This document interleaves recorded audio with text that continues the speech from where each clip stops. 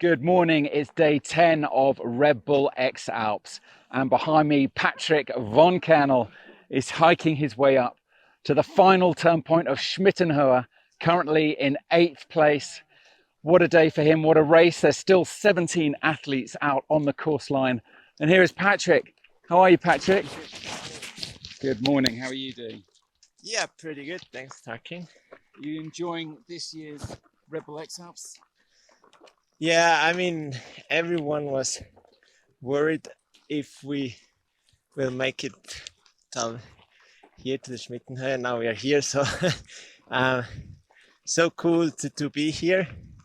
And for me, we were talking before a bit about that.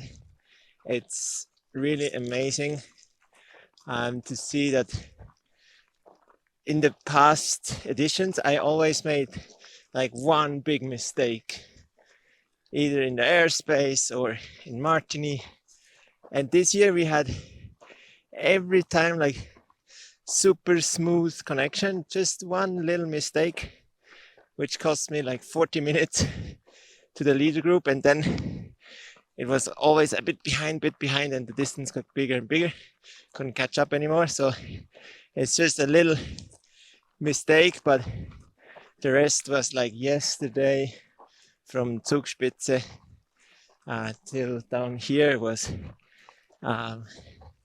it worked so well. So that was really for me a really great moment also to see how we work all together. So that's amazing. And how have you been physically? Because I understand before the race you had to lose quite a lot of weight. Yeah, so I'm quite excited to see which weight I am at the moment. So of course, physically, I think you saw that also now with Toby.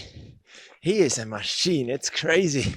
He was running like crazy, and he was much faster than I am, but still very happy with my performance. And generally, I said before, like I think I was never that fit, like on the arrival, like right now, also in the head, like super clear. And yesterday I was soaring somewhere on a ridge behind there, playing around like a kid. So that was really cool to step one step out of the race mode and just play around. So that was really cool and enjoyment pure. Well, look, we're here at the turn point sign, so we'll let you do your thing.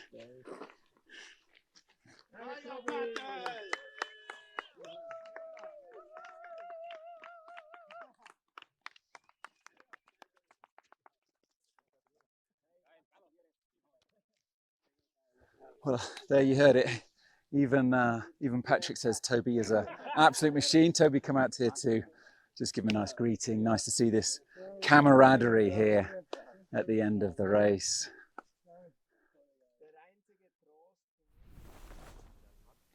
Now, is it better to fly alone or in a group? Well, we asked our in-house expert and champion pilot in her own right, Joanna de Grigoli, and this is her explainer.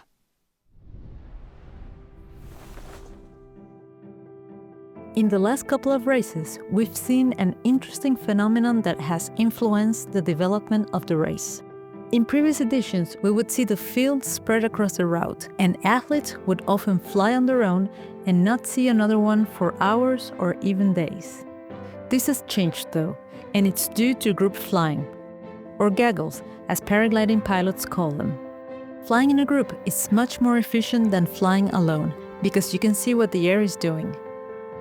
During a cross-country flight, like in the Red Bull X-Alps, athletes navigate an invisible air mass guided by their knowledge, instinct, and a constant analysis of the terrain and the conditions.